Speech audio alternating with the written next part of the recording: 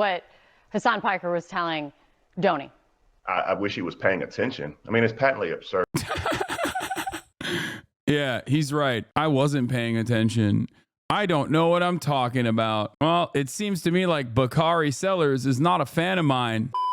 Oh, I was on Fox News as well. Let's take a look. Oh, shit. They lost because they were, Democrats say they lost because they were scared of their donors. I think that they need to change their policies. It's a policy thing. Yes, it's 100%. By the way, the woman on screen has once called me a terrorist sympathizer. Wait, but she seems like she's using you as like cannon fodder. But yeah, now that I'm on the Dems, they like it. Oh, dude, they need to change their policies. Wait, my uncle's gonna. It's a policy thing. Yes, it's 100% a policy. I'm gonna thing. get so many. Because I'll say right. Which is the boring I'm gonna answer. get glazed at Although Thanksgiving. it would be very. Oh, for knowing Hassan Piker. She called me a terrorist supporter way back in the day when she was attacking Well, let's AOC. see. Hold on. There's still 45 seconds left in the video. There's plenty of time for me to say, I'm the left's Joe Rogan. The Democratic Party should give me millions of dollars. That's not going to solve this problem. What will solve this problem is if the Democratic Party actually adopts real left-wing economic populist messaging instead of purposefully avoiding that stuff because they're terrified of upsetting their corporate donors. Left-wing pop. I mean, man, this list of excuses is getting longer than Hillary's infamous scroll of scapegoats. Wait, what? She just didn't understand any point I made, I think. She's not even addressing the point. Well, let's see. She's not addressing anything I said. What? Yo, these people are so stupid, dude. I like her little outfit, though. It looks cool. She looks like a Wolfenstein propaganda minister for like the American territories. Am I wrong? Look at this. Wow. Yeah. Back when she was Trump's press secretary, by the way, she said, unacceptable. AOC and Ilhan Omar teamed up with activists who said America deserved 9/11. These radicals would run the show in Joe Biden's America.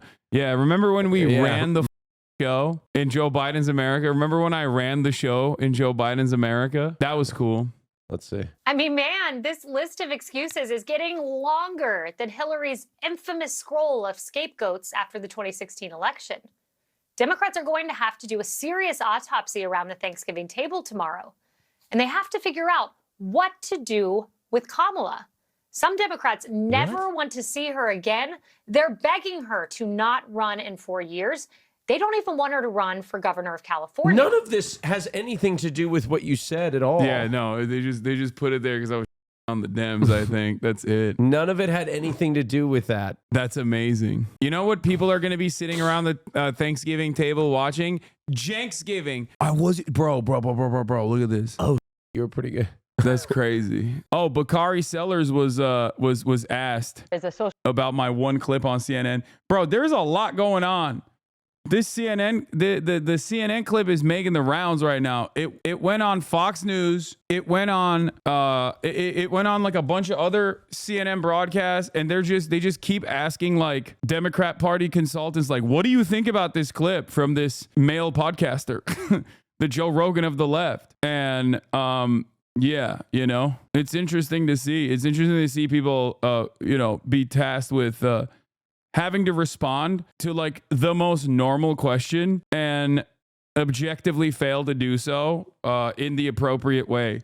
Don't ever ask a Democrat to do left populist policies. Okay. Don't ever do it. It's like, it's poison. Yeah. We will never have self-reflection. Do not ask us to reflect. On Pod Save America, love when you said the U.S. president needs to use agencies against Democratic senators to give them consequences, especially using all the actually up personal connections they use while in office. Yeah.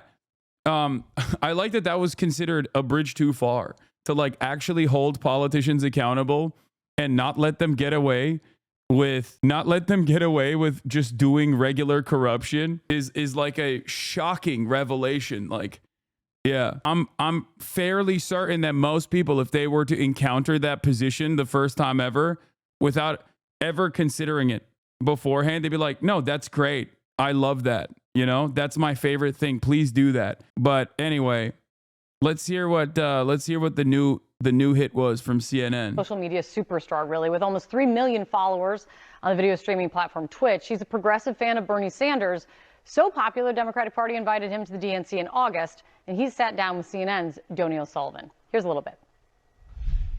There's a general sense that when it comes to the world of podcasts, alternative media, I don't even know what you want to call it, that Trump did a much better job with that than Democrats and Harris. Absolutely. I think that's true. Harris did consider going on Joe Rogan. Yeah. But she didn't. What is it that the Democrat Party has to do differently?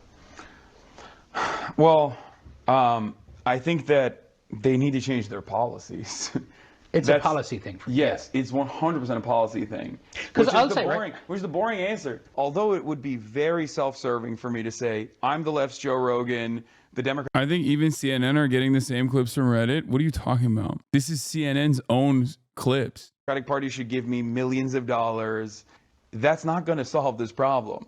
What will solve this problem is if the Democratic Party actually adopts real left-wing economic populist messaging instead of purposefully avoiding that stuff because they're terrified of upsetting their corporate donors. I think Trump speaks to mail insecurities better, and I think Trump speaks to the anger that people have, whereas the other side of the political spectrum does not speak to that anger at all. Joining us right now, CNN senior political commentator Bakari Sellers and Lance Trover, the former spokesperson for Doug Burgum when he was running in the... Burgomaniacs, rise up. Oh, if he only knew. If he only knew how much of a burger head I was, you know what I mean? If he only knew that I was a burgomaniac. Republican presidential primary. It's good to see you guys. Thank you. Bakari, what do you think of all that? What Hasan Piker was telling Donny? I wish he was paying attention. I mean, it's patently absurd. Yeah, he's right. I wasn't paying attention. I don't know what I'm talking about. Well, it seems to me like Bakari Sellers is not a fan of mine. To say that he wishes that Kamala Harris would adopt some populist economic policies. Was he talking about the fact that she wanted to build 3 million new homes? That you misunderstood, my friend. You and I have very different understandings of what left populism looks like. If you think a private-public partnership and deregulating the housing sector is left economic populism, well, that's why you keep losing, Bakari. That's why the party keeps losing.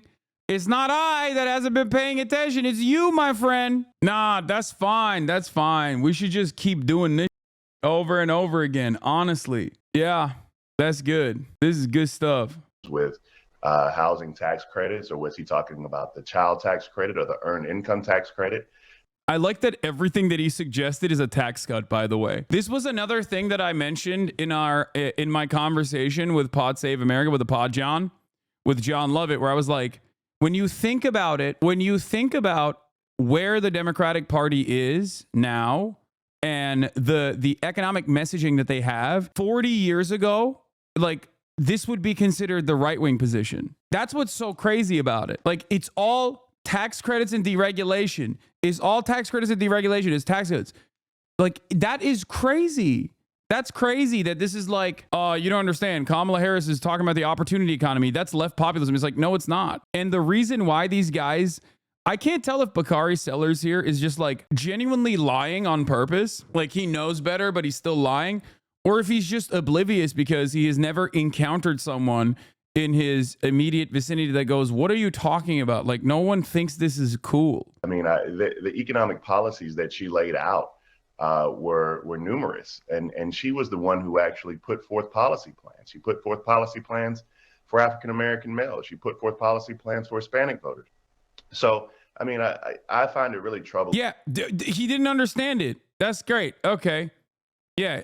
She put forth policy plans for African-American voters. Like, dude, that shit doesn't work. It literally failed. What's wrong with you? Hey, Central Committee, thank you for the raid. Hope you had a good stream, brother. I love that. I love that he's like, what are you talking about? Excuse me, tax credits for black men with cryptocurrency accounts?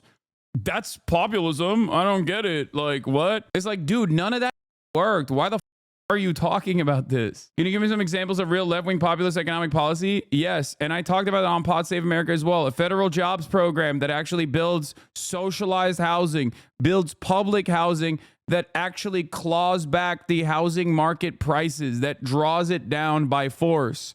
Okay. Left populist economic messaging dictates billionaires and corporations are the enemy. Okay. You should just openly state that. You should be like, no, these guys are the bad guys. These are the people that are fucking your lives up. You don't like your boss. Now think about how bad your boss's boss actually is. Okay. Hyper focused, hyper targeted, means tested, focus tested messaging for means tested policies are not effective. It's just not. Nobody cares. Nobody understands it. You look like a boring, nerdy loser when you talk about that. Universal programs, universality is the key principle here. Okay. Bakari Sellers is a former, somewhat progressive guy who just, took a bag and went and had his like very open heel turn, as always. Classic. Economic policies that she laid out were numerous, and she was the one who actually put forth policy plans. She put forth policy plans for African American males. She put forth policy plans for Hispanic voters. So I mean, that's so funny. Yeah. Oh yeah, no, I don't get it. Like what? Everybody loved. This doesn't make any sense. Everybody should have loved when Kamala Harris said, "We're going to do $50,000 in tax credits for black men that graduated from a HBCU that work in a underserved neighborhood for 3.5 weeks." Like that was like a banger policy. Why would people are just too stupid to recognize how banger of a policy it is. You know what I mean? People are just too dumb. They're just too stupid. Why didn't it work? I find it really troubling when people want to have a policy discussion. The fact is, more people know what was in Drake's lawsuit against you. And Z-Dubber, thank you for the 10 community gift subs. Yeah, no. Look at that. Look. The ultimate point here is people are too stupid. They just know about like Drake's lawsuit more than they know about Kamala's policies. When people want to have a policy discussion. The fact is, more people know what was in Drake's lawsuit against UMG, and they've actually studied that more than they studied Kamala Harris's policy proposals on social media. So I don't really want to hear a conversation about she should have put forth more economic policy proposals. Let me at this man. We are the expert losers. I know. Ay. I'm going to say Bakari's response to me is a perfect distillation of why Dems lose. He thinks $50K in tax credits for startups in the opportunity economy and a private-public partnership for building 3 million units of housing is left populism. He then implies the voters are too dumb to pay attention. Yeah. Tax cuts for transnational black men. Yeah. That's what we're going to do. We're going to prosecute transnational gangs. Prem looked through some of the comments, says many comments, including from Pod State fans, praising them for inviting us on, saying he's articulating things they've long felt, plus expressing contrasting frustration with the convo with the top Harris staff. Feels like a long time coming debate now unfolding more openly. Neat stuff. Yeah, that's why I'm very grateful for the Pod Johns for I'm very grateful for the Pod Johns for putting me up there, because like I think that a lot of people do feel this way, and when someone communicates their feelings and their anger and frustration, I think they develop a better understanding of why they feel the way that they do, why they're frustrated with the Democratic Party, and I think it's a good thing.